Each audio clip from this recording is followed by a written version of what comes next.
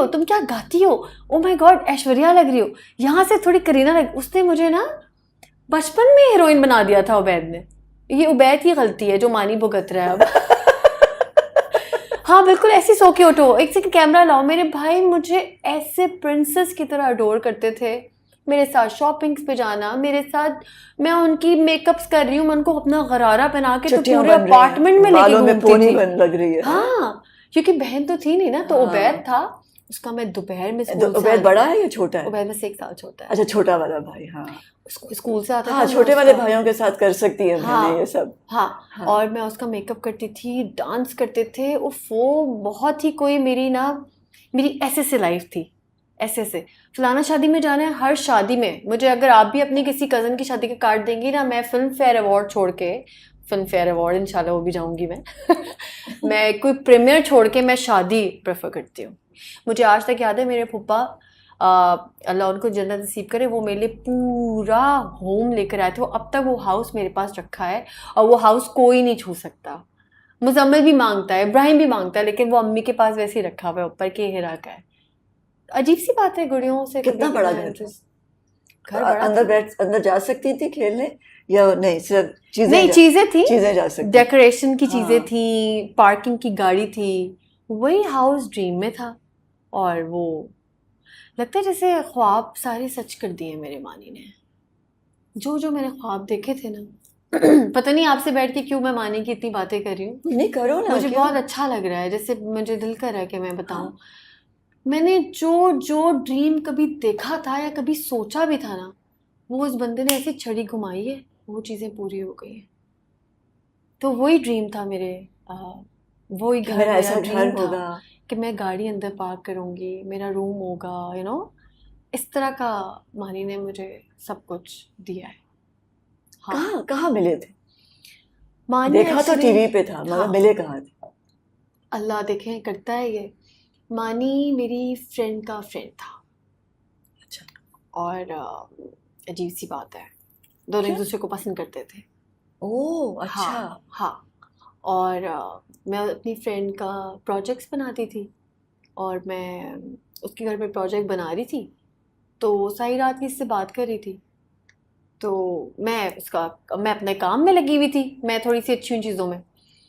तो मैं यहाँ पर, अच्छा बाय द वे मेरी मंगनी भी हुई हुई थी, मेरी शादी भी होने वाली थी, आपको पता है।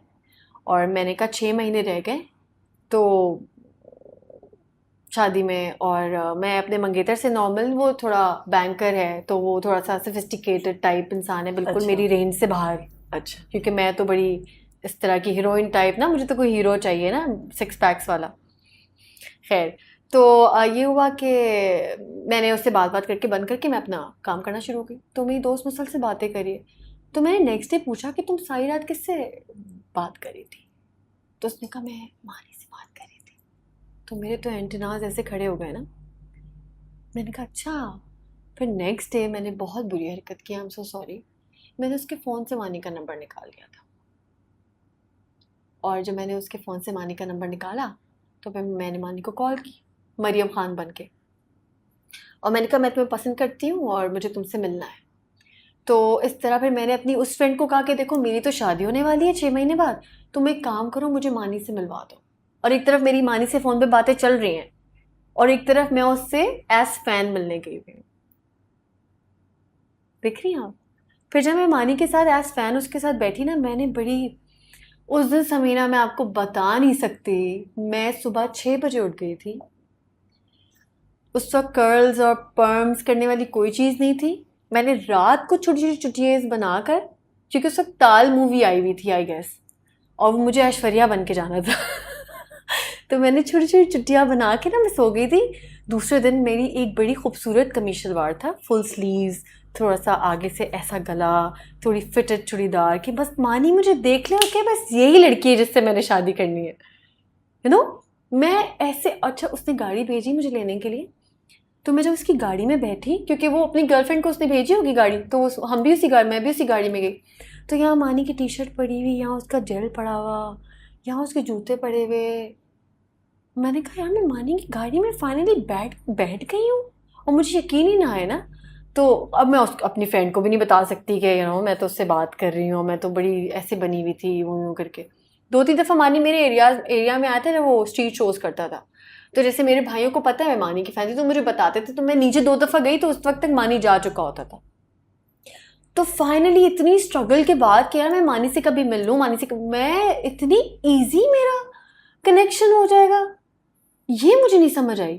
खैर फिर हम जब मानी की तरफ वहाँ पहुँचे तो मैं खड़ी हुई थी ऐसे ना, फुल गले में मेरा दुपट्टा था, बाल मेरे ऐसे कर्ल हुए थे, और एक लड़का आया और जंप नहीं लगाते थे सीढ़ियाँ, एक तो उतर के आते हैं, वो ऐसे जंप लगा के आया। हाँ भाई क्या हो तुम लोग, आ गए हो? तो ऐसे नहीं जैसे कोई सब कुछ स्लो स्लो हो गया। मोशन में।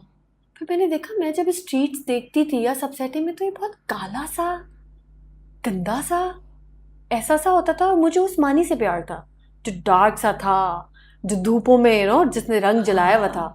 लेकिन उस वक्त जब मानी मेरे सामने आया तो वो शायद वो थोड़े पैसे आ जाते हैं तो आप थोड़े भीतर हो जाते हैं। तो मैंने कहा मानी वो पैसों की ग्लो थी तुम्हारे अंदर। तो मैं देखा स्पाइक्स बने हुए, चमकती हुई शक्ल, और ना ऐसे आर्म्स बने हुए। मैं तो फ्लैट, मैं तो फ्लैट। फिर मैंने उसको 2-3, अच्छा फिर क्या हुआ, मैं और मानी उसने कहा आप कुछ बोलती नहीं है। मैं डर गई, मैंने कहा अगर मैं बोलूँगी तो ये तो पहचान लेगा कि तो फ़ोन वाली मरियम है, क्योंकि तेज़ बहुत है मानी। तो मैं चुप। उसने कहा आप गूंगी हैं? मैंने कहा नहीं, मैंने कहा मैं एक सेकेंड आई, मैं कॉल करके मैंने कहा मंगेतर का फ़ोन आया हुआ है करके मैं बाहर चली गई।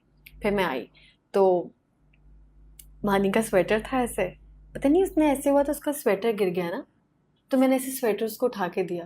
और मैंने उसको थोड़ा देखा कि शायद ये मुझे पसंद कर ले या मैं पहचान ले। मैं कुछ चाह रही थी कुछ हो जाए, लेकिन वो मेरी दोस्त भी थी साथ। बहुत ही कोई अजीब सीन था। खैर हम घर आ गए।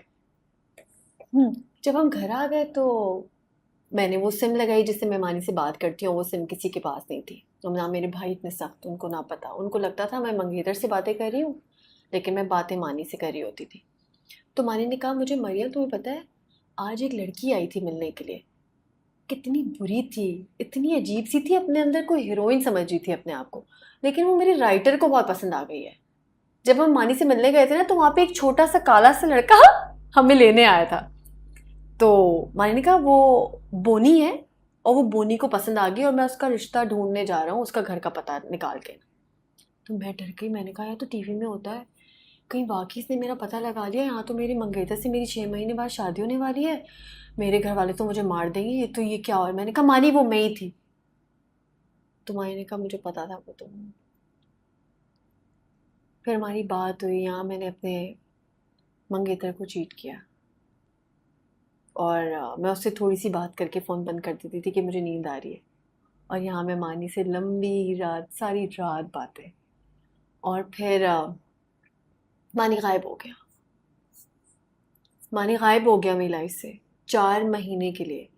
और और मुझे लग रहा था ये मुझसे शादी करेगा या हम शादी कर लेंगे, लेकिन वो गायब हो गया। मैंने एक दिन कॉल की तो उसके भाई ने फ़ोन उठाया।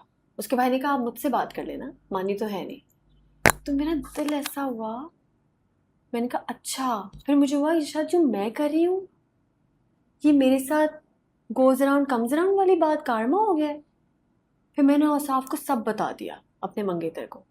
मैंने कहा ये मैंने किया है, और इतने इतने इतने मंथ्स मैं मानी के साथ थी। अब आपको मुझसे शादी करनी है तो करें, नहीं करनी तो